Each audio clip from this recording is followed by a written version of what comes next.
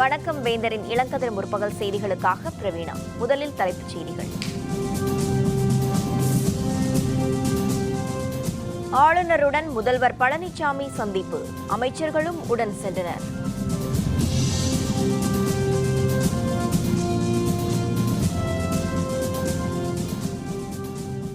உத்தரப்பிரதேசத்தில் 3ஆம் கட்ட தேர்தல், 69 தொகுதிகளில் விறுவிறுப்பான வாக்குப்பதிவு.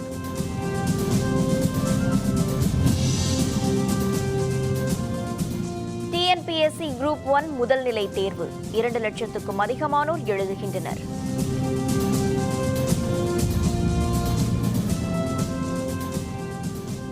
ஹபீஸ் சயீது தீவிரவாதிதான், பட்டியலை வெளியிட்டது பாகிஸ்தான்.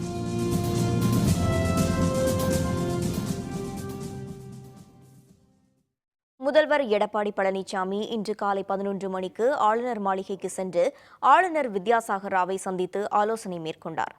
தமிழக சட்டப்பேரவையில் நேற்று நடைபெற்ற அரசு மீதான நம்பிக்கை ஓட்டெடுப்பில் எடப்பாடி பழனிசாமி வெற்றி பெற்றுள்ள நிலையில் இன்று அவர் ஆளுநரை சந்தித்துள்ளார். அவருடன் அமைச்சர்கள் மற்றும் அதிமுகவின் துணை பொதுச் செயலராக நியமிக்கப்பட்ட தினகரனும் சென்றார். நம்பிக்கை ஓட்டெடுப்பில் வெற்றி பெற்றதற்கான சான்று நகல்கள் நேற்றே ஆளுநரிடம் அளிக்கப்பட்டுவிட்டது. இந்த நிலையில் மரியாதை நிமித்தமாக இந்த சந்திப்பு இருக்கும் என்றாலும் அரசு மேற்கொள்ள வேண்டிய அடுத்த கட்ட நடவடிக்கைகள் மற்றும் பட்ஜெட் கூட்டத்தொடர் குறித்தும் ஆளுநருடன் முதல்வர் ஆலோசனை மேற்கொண்டதாக கருதப்படுகிறது.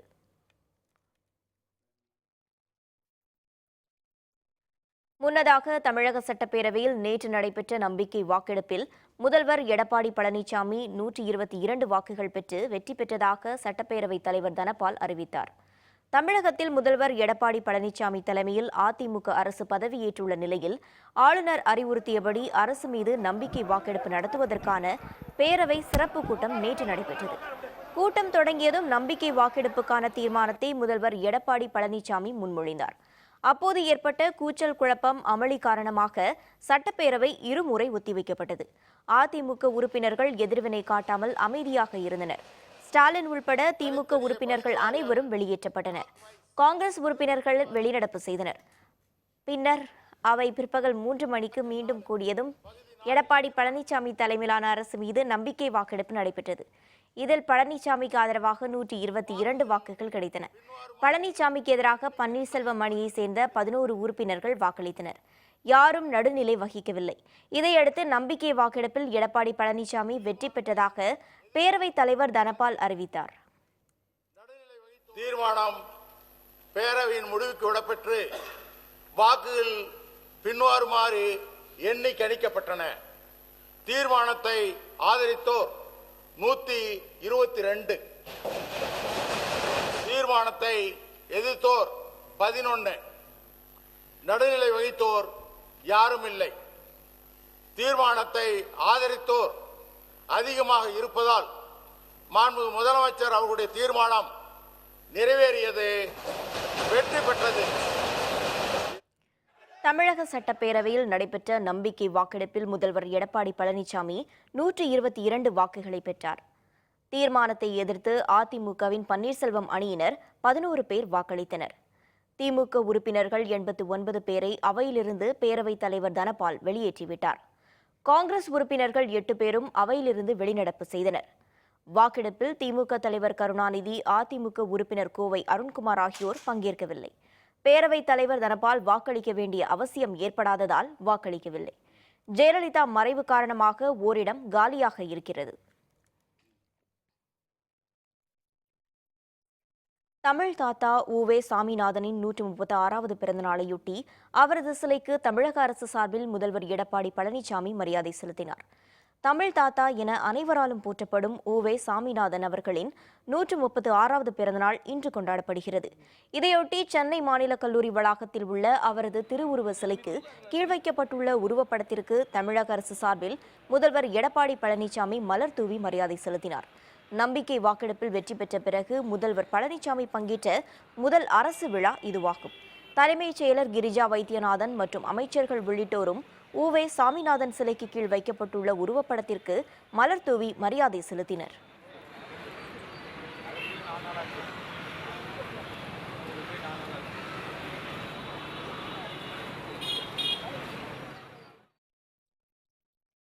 சட்டப்பேரவையிலிருந்து திமுக வெளியேற்றியதை தொடர்ந்து அடுத்த கட்ட நடவடிக்கை குறித்து திமுக செயல் தலைவர் ஸ்டாலின் தலைமையில் எம்எல்ஏக்கள் அவசர ஆலோசனைக் கூட்டம் அண்ணா அறிவாலயத்தில் நடைபெற்று வருகிறது.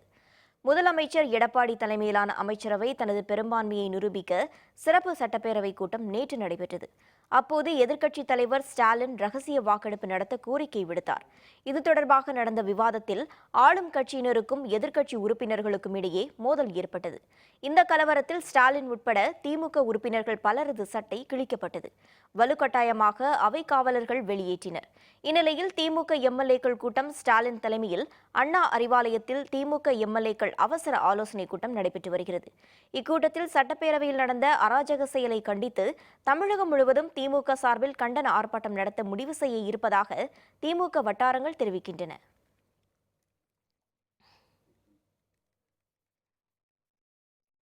உத்தரப்பிரதேச மாநிலத்தில் 3வது கட்டமாக 69 தொகுதிகளில் இன்று காலை 7 மணியளவில் தொடங்கிய வாக்குப்பதிவு விறுவிறுப்பாக நடைபெற்று வருகிறது. உத்தரப்பிரதேச மாநில சட்டப்பேரவைக்கு 7 கட்டங்களாக தேர்தல் நடைபெறுகிறது. இதுவரை 2 கட்ட தேர்தல் முடிந்துள்ள நிலையில் 3வது கட்ட தேர்தல் காலை 7 மணியளவில் தொடங்கி மாலை 5 மணி வரை நடைபெறுகிறது. 12 மாவட்டங்களில் உள்ள 69 தொகுதிகளில் நடைபெறும் இந்த தேர்தலில் 821 வேட்பாளர்கள் போட்டியிடுகின்றனர். 69 தொகுதிகளில் மொத்தம் உள்ள 2,41,00,000 வாக்காளர்கள் வாக்களிக்க வசதியாக 25,603 வாக்குச்சாவடிகள் அமைக்கப்பட்டுள்ளன. வாக்காளர்கள் அச்சமின்றி வாக்களிக்கும் வகையில் மாநில காவல்துறையினர் மற்றும் துணை ராணுவப் படையினர் என 2 லட்சத்துக்கும் அதிகமானோர் பாதுகாப்பு பணியில் ஈடுபடுத்தப்பட்டுள்ளனர். இந்த தேர்தலில் ஏராளமான வாக்காளர்கள் ஆர்வத்துடன் நீண்ட வரிசைகளில் காத்திருந்து வாக்களித்து வருகின்றனர். காலை 9 மணி நிலவரப்படி 12% அதிகமான வாக்குகள் பதிவாகியுள்ளன. இதில் மத்திய உள்துறை அமைச்சர் ராஜ்நாத் சிங், பகுஜன் சமாஜ் தலைவர் மாயாவதி உள்பட முக்கிய தலைவர்கள் தங்களது வாக்குகளை பதிவு செய்தனர்.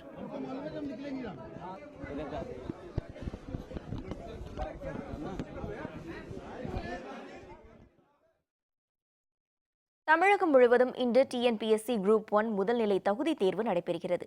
இதில் 2 லட்சத்துக்கும் அதிகமானோர் பங்கேற்று தேர்வு எழுதுகின்றனர். துணை ஆட்சியர், காவல்துறை துணை கண்காணிப்பாளர், துணை ஆணையர், மாவட்ட பதிவாளர், தீயணைப்பு அலுவலர் மற்றும் மாவட்ட வேலைவாய்ப்பு அலுவலர் என மொத்தம் 85 காலி பணியிடங்களுக்கு தேர்வு நடைபெறுகிறது. தமிழ்நாடு பணியாளர் தேர்வாணையம் சார்பில் ஆண்டுதோறும் நடத்தப்படும் குரூப் 1 தேர்வுக்கான அறிவிப்பு கடந்த டிசம்பர் மாதம் 9ஆம் தேதி அறிவிக்கப்பட்டது. அதன்படி இந்த தேர்வின் முதல்நிலை தகுதி தேர்வு இன்று காலை 10 மணிக்கு தொடங்கி பகல் 1 மணி வரை நடைபெறுகிறது. தமிழகம் முழுவதும் 500 மையங்களிலும் சென்னையில் 140 மையங்களிலும் இந்த தேர்வு நடைபெறுகிறது. இந்த தேர்வானது முதல்நிலை, முதன்மை மற்றும் நேர்காணல் என 3 கட்டமாக நடைபெறவுள்ளது. முதல்நிலை தேர்வில் வெற்றி பெற்றவர்கள் முதன்மை தேர்வுக்கு அழைக்கப்படுவார்கள். இந்த தேர்வை எழுதும் விண்ணப்பதாரர்கள் பலரும் தாங்கள் சிறப்பாக தேர்வு எழுதப் போவதாக நம்பிக்கை தெரிவித்தனர். நான் நாகப்பட்டினம் டிஸ்ட்ரிக்ட்லேருந்து வந்திருக்கேன். ஆக்சுவலி நான் ஒரு 6 to 7 மந்த்ஸாக வந்து படிச்சுட்ருக்கேன். இங்கே Apollo institute, Apollo academy, CIT Nagar. சொல்லப்போனால் நான் என் ஜாபை ரிசைன் பண்ணிவிட்டு இங்கே படிக்கிறேன். எக்ஸ்பெக்ட் பண்ணுறேன், ஒழுங்காக எழுதணும், பார்க்கலாம். It's God's grace. பெங்களூர் வந்துட்டோம். ஆக்சுவலி இது நான் யூபிஎஸ்சிக்காக ப்ரிப்பேர் பண்ணுறேன். இது குரூப் 1 எனக்கு ஃபர்ஸ்ட் டைம்.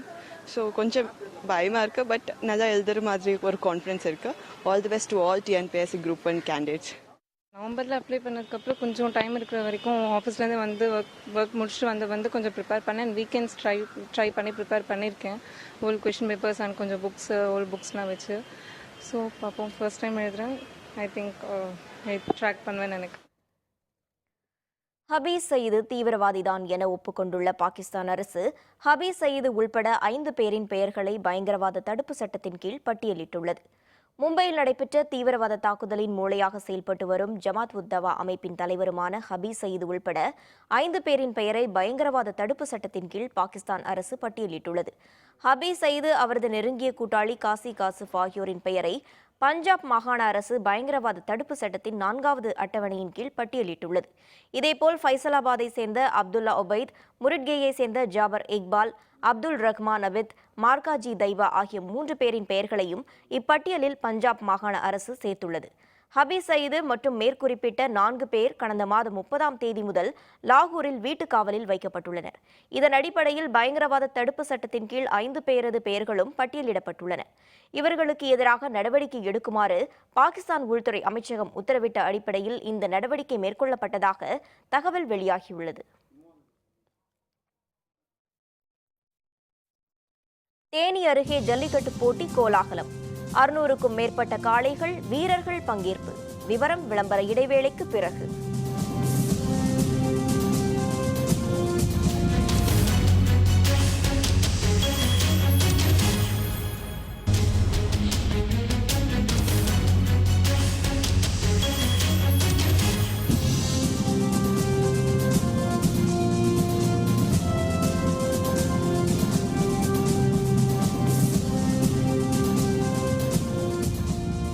செய்திகள் தொடர்கின்றன.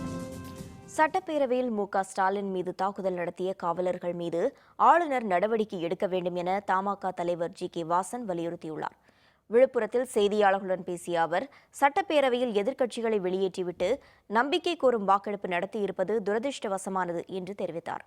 முதல்வர் எடப்பாடி பழனிசாமி தலைமையிலான ஆட்சி மக்களின் ஆதரவை பிரதிபலிக்காத ஆட்சி என்றும் வாசன் குறிப்பிட்டார்.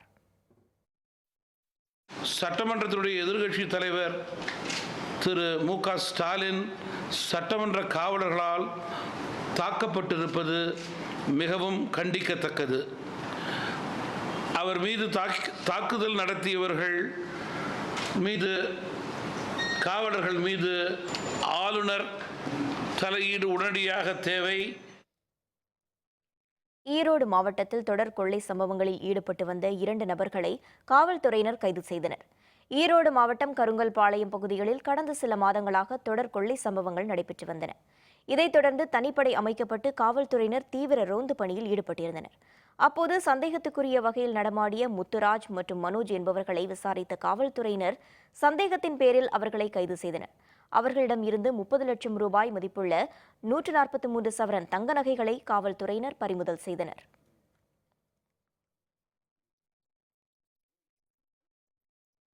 தேனி மாவட்டத்தில் நடைபெற்று வருகின்ற ஜல்லிக்கட்டு போட்டியில் சீறி பாயும் காளைகளை மாடுபிடி வீரர்கள் ஆர்வத்துடன் அடக்கி வருகின்றனர்.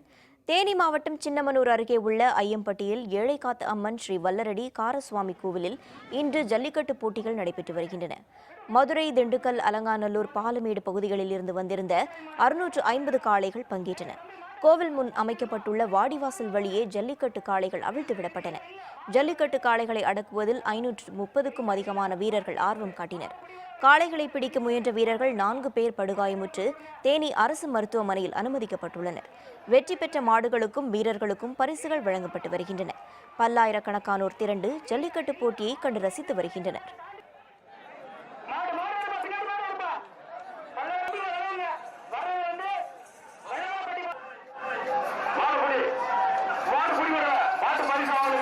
இந்த நிகழ்ச்சிக்கு நமது ஜல்லிக்கட்டு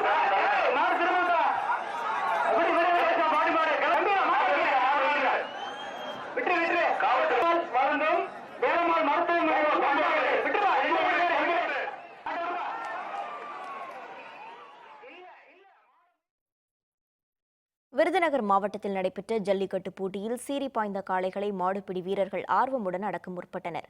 விருதுநகர் மாவட்டம் வத்திராயிருப்பு அருகே மகாராஜபுரத்தில் இன்று நடைபெற்ற ஜல்லிக்கட்டு போட்டியில் 150க்கும் மேற்பட்ட காளைகள் பங்கேற்றன. வாடிவாசல் வழியாக சீறி பாய்ந்த காளைகளை மாடுபிடி வீரர்கள் திறம்பட அடக்கினர். ஜல்லிக்கட்டில் காயமுற்ற 2 நபர்கள் மருத்துவமனையில் சிகிச்சைக்கு அனுமதிக்கப்பட்டனர். வெற்றி பெற்ற காளைகளுக்கும் மாடுபிடி வீரர்களுக்கும் பரிசுகள் வழங்கப்பட்டன. ஜல்லிக்கட்டை பார்க்க சுற்றுவட்டார பகுதிகளிலிருந்து ஆயிரக்கணக்கானோர் திரண்டிருந்தனர். திரளான காவலர்கள் பாதுகாப்பு பணியில் ஈடுபடுத்தப்பட்டனர்.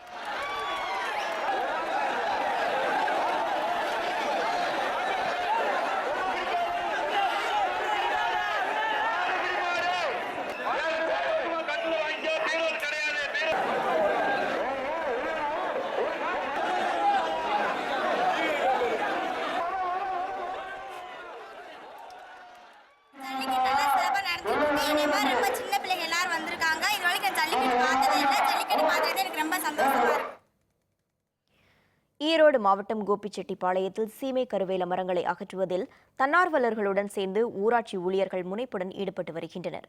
கோபிச்செட்டிப்பாளையத்தில் உள்ள சீமை கருவேல மரங்களை துரிதமாக அகற்ற வேண்டும் என விவசாயிகள் பவானி நதிநீர் கூட்டமைப்பினர் தொடர்ந்து வலியுறுத்தி வந்தனர். இதனைத் தொடர்ந்து கோபிச்செட்டிப்பாளையம் நகராட்சிக்குட்பட்ட 82 வீட்டுமனை பகுதியில் உள்ள கருவேல மரங்களை அகற்றும் பணி இன்று தொடங்கியது. நவீன இயந்திரம் மூலம் மரங்கள் வேரோடு அகற்றப்பட்டு வருகின்றன. முன்னதாக அதனை குற்றவியல் நீதிமன்ற நடுவர் பழனிவேல் தொடங்கி வைத்தார். இந்த நிகழ்வில் நகராட்சி பொறியாளர் பார்த்திபன், வட்டாட்சியர் மனுநீதி உள்பட பலர் கலந்து கொண்டனர். இதேபோல் வேமாண்டாம்பாளையம், கூகலூர் ஊராட்சிக்குட்பட்ட பகுதிகளிலும் ஊழியர்களுடன் பவானி நதிநீர் கூட்டமைப்பினர் கருவேல மரங்களை அகற்றும் பணியில் முனைப்புடன் ஈடுபட்டு வருகின்றனர். சேலம் மாவட்டத்தில் உடல் உறுப்பு தானம் குறித்து நடைபெற்ற மாரத்தான் போட்டியில் திரளான வீரர் வீராங்கனைகள் பங்கேற்றனர். சேலம் மாவட்டத்தில் தனியார் தொண்டு நிறுவனம் சார்பில் உடல் உறுப்பு தானம் மற்றும் உடல் ஆரோக்கியத்தை வலியுறுத்தி மாரத்தான் போட்டி நடைபெற்றது. இதில் 1000க்கும் மேற்பட்ட வீரர் வீராங்கனைகள் உற்சாகத்துடன் பங்கேற்றனர். சேலம் மகாத்மா காந்தி விளையாட்டு மைதானத்தில் தொடங்கிய மாரத்தான் போட்டி சேலம் காந்தி சாலை வழியாக மீண்டும் காந்தி விளையாட்டு மைதானத்தில் நிறைவுற்றது. 3 பிரிவுகளாக நடைபெற்ற இப்போட்டிகளில் வெற்றி பெற்றவர்களுக்கு பரிசுகள் வழங்கப்பட்டன. இப்போட்டியில் 101 வயதான மக்கன்லால் அகர்வால் என்ற முதியவர் 5 கிலோமீட்டர் தூரம் நடந்து சென்று அனைவரின் பாராட்டையும் பெற்றார்.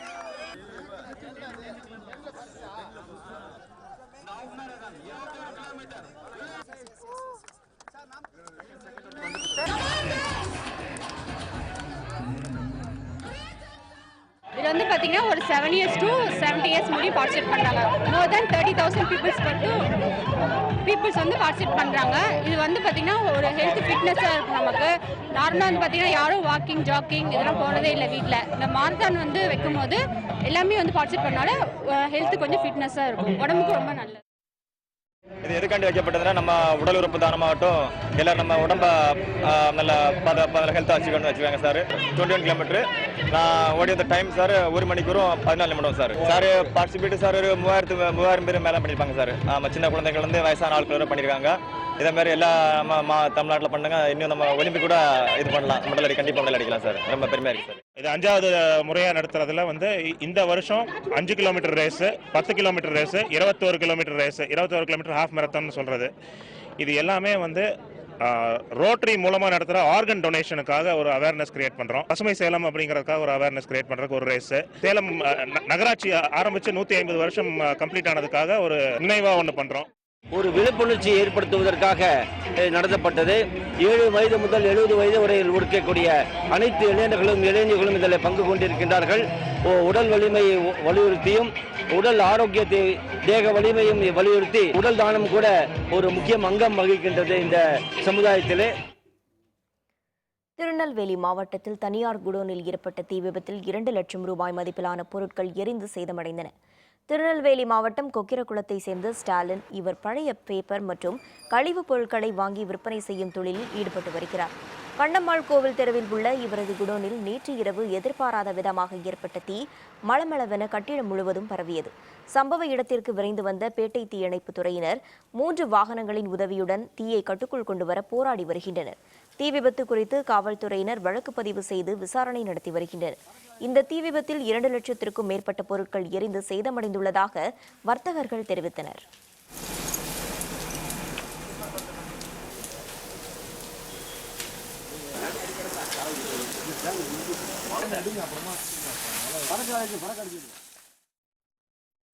பருவமழை குறைவு மற்றும் பூச்சி தாக்குதலால் மாம்பூக்கள் உதிர்ந்து வருவதால் தேனி மாவட்ட விவசாயிகள் கவலையடைந்துள்ளனர். தேனி மாவட்டம் பெரியகுளம் மற்றும் அதன் சுற்றுவட்டார பகுதிகளில் ஏறத்தாழ 50,000 ஏக்கர் பரப்பளவில் மா விவசாயம் நடைபெறுகிறது. இங்கு அல்போன்சா, பங்கனப்பள்ளி, காலைப்பாடி, இமாம் பசந்த், செந்தூரா உள்பட பல வகை மாம்பழங்கள் பயிராகின்றன. மாம்பழ சீசனில் இங்கிருந்து 1 லட்சம் டன் மாம்பழங்கள் அண்டை மாநிலங்களுக்கு விற்பனைக்காக அனுப்பப்படுவது வழக்கம். இந்நிலையில் தற்போது பருவமழை குறைவாலும் தேன்பூச்சி, தச்சுப்பூச்சி தாக்குதல் காரணமாகவும் மாம்பூக்கள் உதிர்ந்து விழத் தொடங்கியுள்ளன. பெரியகுளத்தில் மாம்பழத்துக்கான தோட்டக்கலைத்துறை ஆய்வு மையம் இருந்தும் அங்குள்ள அலுவலர்கள் இது தொடர்பாக உதவ மறுப்பதாக விவசாயிகள் குற்றம் சாட்டுகின்றனர்.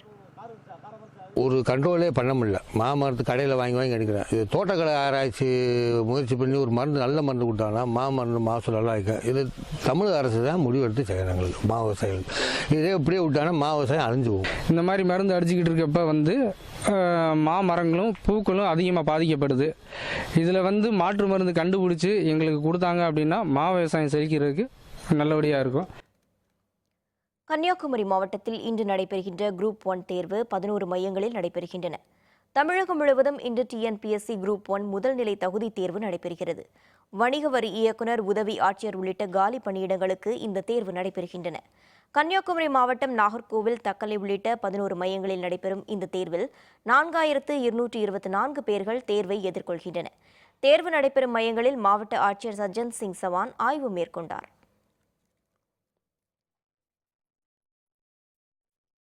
தருமபுரி அருகே உள்ள புகழ்மிக்க அருள்மிகு கால பைரவர் கோவிலில் நடைபெற்ற அஷ்டமி நாள் ஆராதனையில் பக்தர்கள் ஏராளமானோர் சுவாமி தரிசனம் செய்தனர். அதியமான் கோட்டையில் உள்ள அருள்மிகு கால பைரவர் கோவிலில் ராகு காலம் மற்றும் அஷ்டமி நாளில் சிறப்பு ஆராதனைகள் நடைபெற்று வருகின்றன. அதன்படி நேற்று கால பைரவருக்கு சிறப்பு ஆராதனைகள் நடைபெற்றன. இதில் தருமபுரி உள்பட தமிழகம் மட்டுமின்றி அண்டை மாநிலங்களைச் சேர்ந்த பக்தர்கள் ஏராளமானோர் கலந்து கொண்டு சுவாமியை வழிபட்டனர். வேண்டுதலை நிறைவேற்றும் வகையில் பக்தர்கள் பூசணியில் விளக்கு ஏற்றி 18 முறை கோவிலை வலம் வந்து தங்கள் நேர்த்திக்கடனை செலுத்தினர்.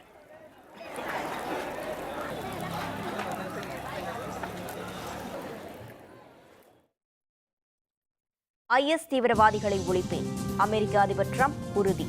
விவரம் விளம்பர இடைவேளைக்கு பிறகு.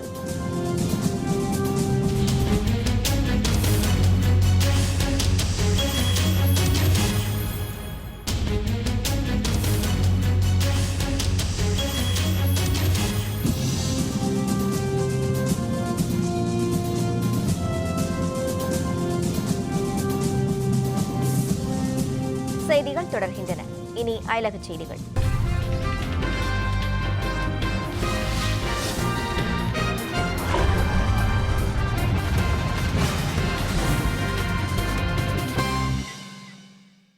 உலகில் உள்ள ஐஎஸ் தீவிரவாதிகளை முழுமையாக ஒழிக்கும் வரை தாம் ஓயப்போவதில்லை என அமெரிக்க அதிபர் டிரம்ப் உறுதிபட தெரிவித்துள்ளார்.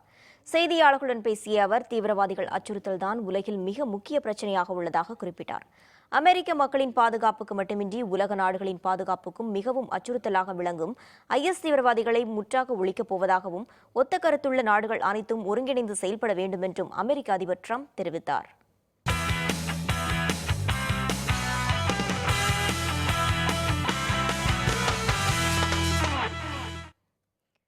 அமெரிக்காவில் நடைபெற்று வரும் கிளாசிக் ஸ்குவாஷ் போட்டியில் இந்திய வீராங்கனை ஜோஷ்னா சின்னப்பா காலிறுதிக்கு முன்னேறியுள்ளார்.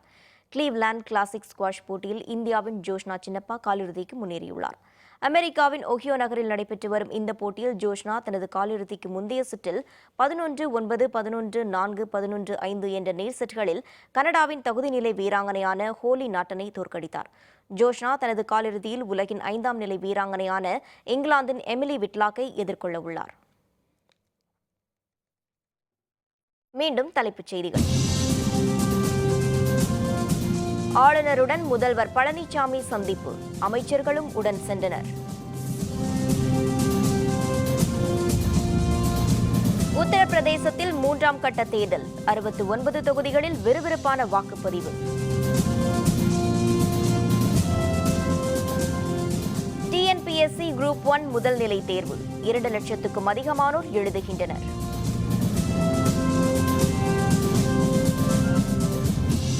ஹபீஸ் சயீது தீவிரவாதிதான், பட்டியலை வெளியிட்டது பாகிஸ்தான்.